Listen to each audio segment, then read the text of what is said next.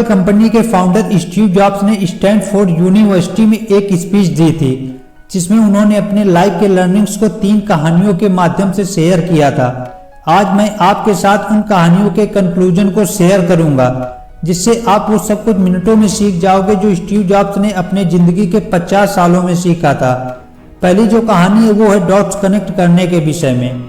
Steve jobs बताते हैं कि कॉलेज में एडमिशन लेने के लगभग 6 महीने के बाद ही मैंने पढ़ाई छोड़ दी थी, लेकिन फिर भी मैं कभी कभार कॉलेज आता जाता रहता था।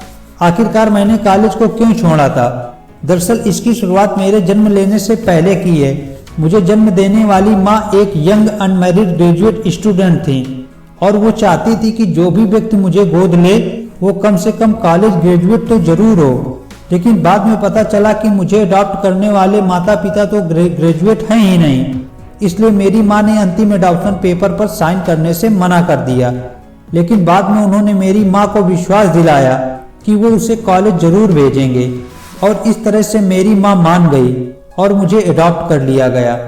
कॉलेज जाने के कुछ महीनों के बाद मुझे एहसास हुआ कि ये पढ़ाई मेरी रियल लाइफ में किसी काम नहीं आने वाली और इसलिए मैंने कॉलेज ड्रॉप आउट का डिसीजन लिया।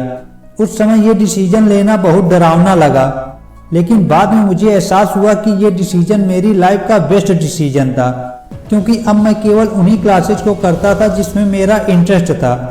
इसलिए मैंने कैलीग्राफी को सीखा। उस समय मुझे कोई आइडिया नहीं था कि जो मैं सीख रहा हूँ वो मेरी लाइफ में काम आएगा भी या नहीं, लेकिन जब हम अपना पहला कंप्यूटर बना रहे थे तो मैंने उसकी डिजाइन बनाने में इसका यूज किया और वह इस तरह की डिजाइन वाला विश्व का पहला कंप्यूटर बन गया।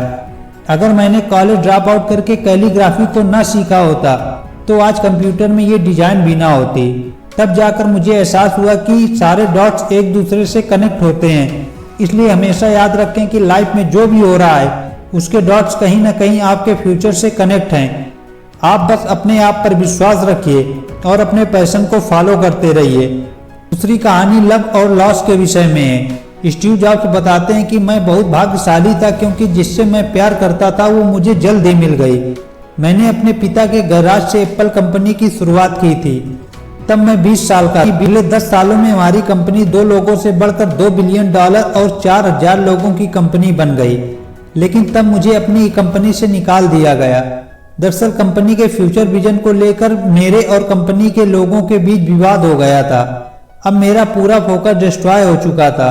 मुझे कुछ समझ नहीं आ रहा था कि मैं क्या करूं, लेकिन अब भी मेरे अंदर उस काम को लेकर उतना ही पैशन था।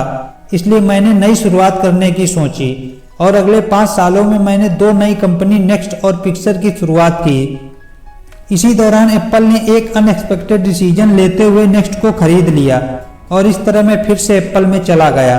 लाइफ कभी कभी आपको ऐसे ठोकर मारती है, लेकिन उस दौरान आप अपने आप पर विश्वास रखिए और अपने पैशन को फॉलो करते रहिए।